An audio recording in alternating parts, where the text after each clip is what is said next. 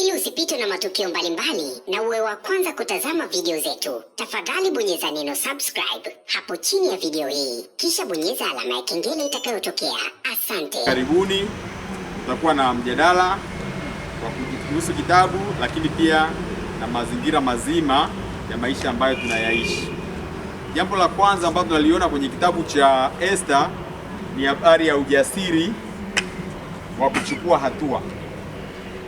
Ujasiri wa kuchukua hatua, kwamba Esther baada ya kupewa taarifa na mjomba wake ambaye ni Mordekai, yeye anajitokeza mbele ya mfalme bila kuitwa, jambo ambalo wakati mwingine lingeweza kumgharimu, lakini alisimama kwa ajili ya watu wake ambao wametangaziwa kwamba watauawa au maisha yao yako hatarini. Kwa hiyo sisi kama vijana tunaweza kujifunza kwamba mara nyingine inatubidi kuchukua hatua kwa ujasiri kwa ajili ya kusaidia watu wengine, hasa katika mazingira ambayo yanaweza kuwa ni mazingira ya hatari. Ni vitu gani ambavyo hata sisi tunaweza tukachukua hatua kama kijana au kama vijana? Ni mambo gani ambayo tunaweza tukayachukulia hatua za haraka badala ya kuyaacha yakawa yanaleta madhara au yanaharibu au yanaharibika? Kama kijana, ningependa kuzungumza katika upande wa fursa, kwamba kuna changamoto sasa katika maisha yetu vijana ya kazi, na mara nyingi tunakuwa na uoga wa kujaribu kujitokeza zinapokuja fursa, tukiamini kwamba hatujawa na uwezo au hatuna uwezo wa kuzipambania au kuingia kupambana katika hizo fursa. Vaa moyo ujasiri, kama tulivyoona katika kitabu kwamba alivaa moyo ujasiri wa kuenda mbele ya mfalme bila kuitwa, akaweza kufanikiwa. Pamoja na kwamba alivaa moyo ujasiri, lakini pia alifanya maombi ya kufunga kwa muda wa siku 3. Kwa hiyo katika kukabiliana na changamoto ya ajira, mimi nafikiri tunaweza tukavaa ujasiri wa kutafuta fursa, lakini pia tukimtanguliza Mungu kupitia maombi. Tunaposoma Esther au Mordekai alipopata ile nafasi tu ya kuweza kuzungumza na Esther, aliona hapa kuna nafasi ya kumfanya Esther aweze kutunusuru sisi, kwa sababu tulikuwa walikuwa wanaenda kuangamizwa. Kwa Esther akachukua kile kibali, akaweza kukifanyia kazi, akalinda mjomba wake na akalinda wale Wayahudi wenzake. Kwa tujitahidi sana tunapopata cheo mahali popote pale, tujitahidi sio cha kwako, ni kwa ajili ya kuwainua wengine na kuwalinda pia. Na labda tuangalie ni vitu gani ambavyo vimedhihirika kwamba unaona kabisa kwamba ni kijana amepata nafasi, lakini kwa kweli hajaangalia ile muktadha kwamba yuko na watu wengine. Unajiingiza kwenye masuala labda ya kupokea rushwa. Kitu kinataka kufanyike hapa ni jambo la bure, nataka lifanyike bure, lakini unajikuta umeshaingia kwenye mchakato, kwa sababu labda watu wanahitaji hiyo huduma, unashawishika, unaiuza. Inatokea kitu hapa kwamba hebu hizi kitu kigawanywe kwa vijana wa kijijini pale, kila hii fursa imfikie. Kwa kuwa wanaikimbilia, unasema hapa sasa ni wakamate, acha walipie kidogo, unapata tamaa. Ndio ile amesema kwamba usijifikiri kwa ajili yako mwenyewe, lakini pia unajiingiza kwenye matatizo kama hayo ya rushwa. Unauza huduma ambayo ilipaswa itolewe kwa bure.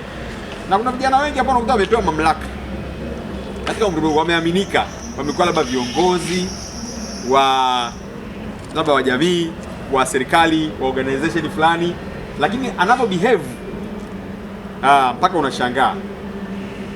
Kwa hiyo anaacha ile misingi inayotakiwa. Ndio hiyo sana anajiingiza, unakuta una mambo kama ya rushwa, mtu anaingia utawala mbovu, uongozi mbaya, kiburi. Mshana viongozi wenye kiburi,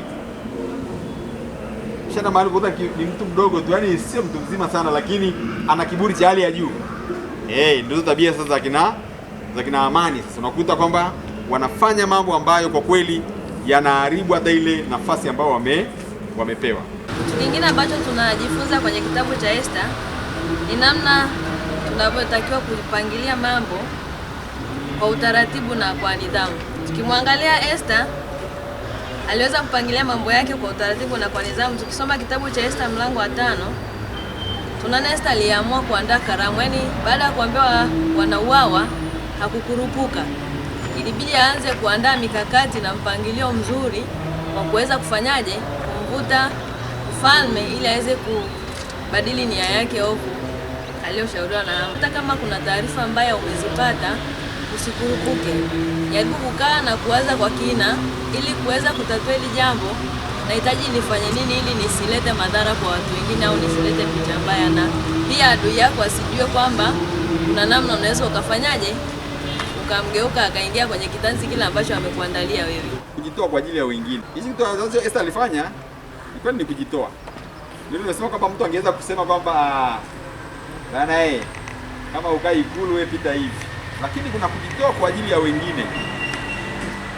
Sisi vijana ni katika mazingira gani tunaweza kujitoa kwa ajili ya wengine? Mambo ambayo tunaweza kujitolea kwa ajili ya wengine, cha kwanza kuna fursa.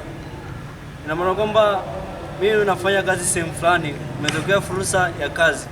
Ina maana kwamba kuna ndugu yangu kijana ambaye yuko nyumbani hana maisha. Kwa hiyo inabidi nijitolee ili nifanye mkakati yoyote, niende kwa manager nifanyaje ili yule ndugu yangu aje kwenye shughuli akapambane na yeye ili apate kipato cha kwenda kumsaidia. Na vingine ni kwamba kushauri mtu, kuna mambo magumu ambayo mtu anapitia, lakini ukiwa mshauri hata kama usipompa hela au fedha au nini, lakini ukimpa ushauri naye pia atapata nani. Unaweza kujitolea kwa kushauri watu. Ni vitu gani unataka kumshauri mtu? Kwa sisi vijana tunaweza kushauriana kwenye sehemu nyingi. Kwa mfano, unaweza kumshauri mtu labda kwenye tuseme kwa sisi ambao tunasoma. Unakuta labda mtu ashamaliza elimu yake ila hajui labda akachukua kitu gani chuoni ambacho kinaweza kuendana na kitu ambacho amekisomea katika let's say level. Kwa hiyo vijana kama si hapo tunachanganyikiwa, hajui labda akachukua nini ambacho kinaweza kumfanya akaajirika. Kwa hiyo kwa sisi vijana kushauriana kwenye mambo kama kwamba ni kitu gani ambacho kinaweza kunufaisha baadaye ni swala muhimu kwetu. Mwingine labda ni kama kwenye mambo let's say kama kwenye mahusiano, kama ni rafiki, unajua kuna huyu nikienda naye tunaweza tukafanikiwa kwa kiasi fulani. Huyu hapa anaweza karibu ndoto zangu, malengo yangu. Kwa vitu kama hivyo ni vitu ambavyo tunaweza tukashauriana sisi kama vijana. Ukisoma hichi kitabu, kama kila kitu ambacho kimetokea mpaka ushindi ni namna Mordekai alivyoweza kumuomba Esther kwanza akubaliane na ombi la kupeleka ujumbe kwa mfalme kwamba wana wa Israeli wanaangamizwa. Na ndipo sasa wakati Esther na yeye alivyofika, naye alijua namna nzuri ya kuomba na akamwomba mfalme amani, akaangamizwa kama vile alivyokuwa. So wakati Mordekai anafahamu kwamba pengine Esther anaweza akakaidi au anaweza asiwasikilize, alitumia maneno magumu. Akamwambia, usidhani kwamba wewe hicho ambacho unacho kitakuponya. Yaani wewe ndugu zako watafariki na wewe hata ulipo hapo hautakuwa salama.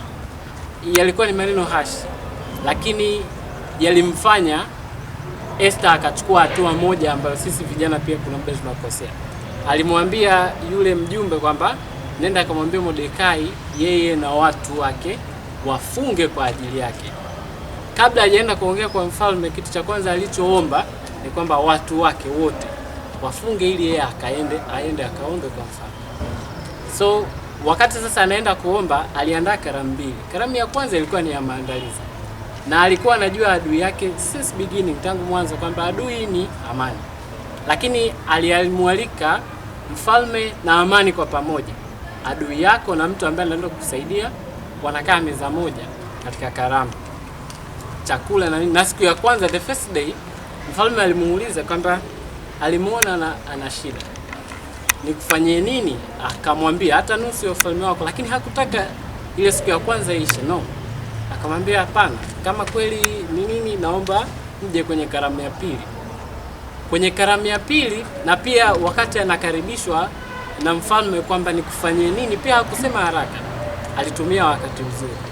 Sasa nguvu yale ya maombi yale ya kwanza, wakati Esther anaenda anamwambia yule mjumbe, akamwambia Mordekai, sasa hebu watu wafunge, ilikuwa ina effect moja, ni kumpa mfalme wasiwasi kwamba kuna nini kinamsumbua. Hicho tu ndo kilikuwa msaada kwa mfalme. Mungu hakujionyesha kwamba anakuja kumuokoa mtu, sasa nakuja moja kwa moja. Alifanya tu kitu kimoja, alitia tu wasiwasi kwamba kuna kitu hakiko sawa. Mfalme akaendelea kujiuliza, naomba hilo faili la Mordekai kuna nini, nani alikuwa hapo, na vitu kama hivyo. I believe ni kwamba hata sisi vijana kwenye maisha ya kawaida kuna namna tunaomba watu, binadamu wenzetu tu, rafiki, ndugu, nani, inasababisha tunaweza tukapewa kitu au tukanyimwa. Kwenye namna tu ya kujiandaa kuomba. Kumbe kuna muda Roho Mtakatifu akikuongoza kuna kitu kikiomba, basi inabidi ufunge kwanza ndio uombe. Kuna muda mwingine utajua uombe kwa namna gani, ujiandaeje. Kwa mfano unaenda kuomba kitu sehemu fulani, umempa nini, imekuaje na vitu kama hivyo.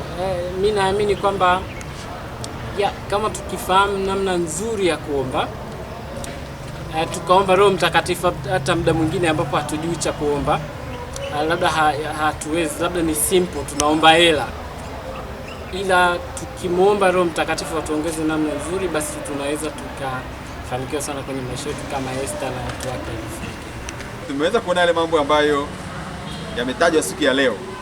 Bado tuna nafasi tena ya kuendelea kuyataja katika kipindi kijacho na kuyajadili, huku tukiyahusianisha na maisha ya kijana Mkristo. Bwana asifiwe. Bwana asifiwe.